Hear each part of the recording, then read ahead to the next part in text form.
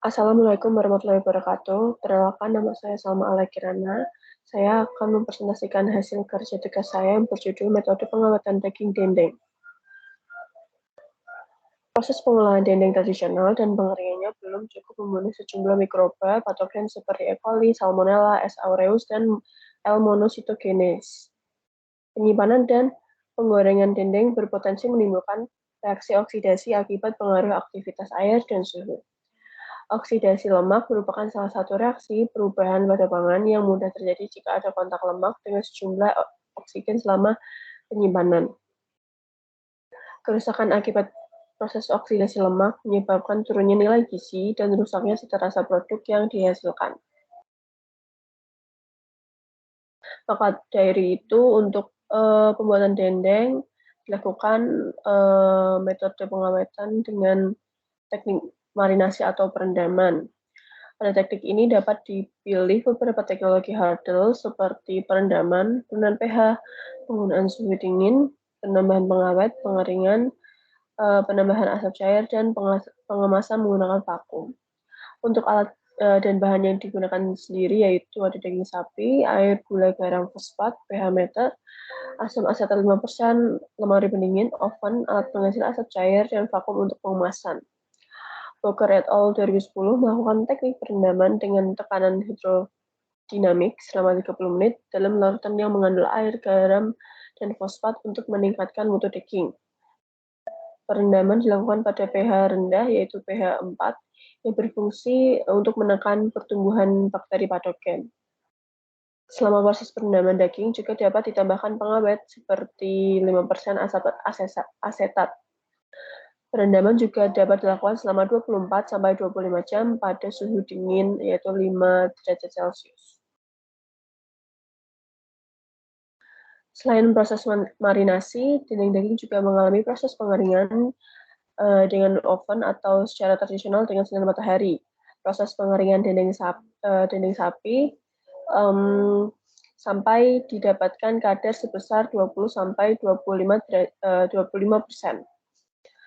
Hal ini dilakukan untuk menghambat aktivitas bakteri di dalam daging. Penambahan asap cair pada proses pembuatan dendeng sapi dapat meningkatkan keawatan dendeng sapi. Metode asap cair mempunyai beberapa keuntungan, di antaranya lebih aman karena dapat mengurangi kandungan senyawa PAH atau polycyclic aromatic hydrocarbon. Lalu mempunyai aktivitas antioksidan dari senyawa fenol dan dapat menghambat pertumbuhan mikroba atau antimikroba. Untuk pengemasan yang baik, tentunya akan mengurangi kerusakan dan juga dapat mencegah kontaminasi yang menyebabkan timbulnya zat yang akan merugikan.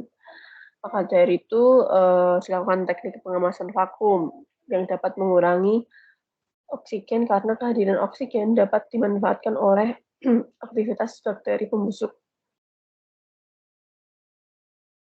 Kemudian untuk poin-poin yang harus diperhatikan yaitu pertama pada pemilihan bahan baku atau mentah. Daging sapi merupakan produk yang rentan terhadap kerusakan oleh mikroba. Jadi pengadaan bahan baku daging merupakan tahapan pengendalian yang kritis. Pengendaliannya adalah memastikan jika daging yang diperoleh dari supplier terpercaya dan kondisi dagingnya yang didapatkan itu dalam keadaan segar, tidak ada penyimpangan bau, warna, dan rasa daging. Kemudian yang kedua yaitu tahap formulasi. Tahap formulasi yaitu lebih ke pencampuran antara daging dan adonan yang telah dipersiapkan. Nah, untuk pencampuran gula dan pembuatan dendeng di mana menentukan aktivitas produk akhir. Pengendaliannya dilakukan dengan menjaga jumlah gula sesuai formula, yaitu perbandingan gula dan daging 1:4.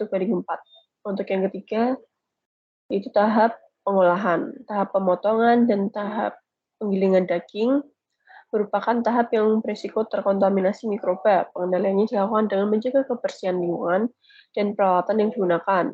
Untuk tahap pengeringan merupakan tahap pengendalian kritis karena jika kadar air dan aktivitas air pada produk akhir tidak tercapai akan menyebabkan kerusakan atau kontaminasi produk jadi. Pengendaliannya adalah menjaga suhu dan waktu sesuai standar yaitu 70 derajat Celcius dan 7 jam.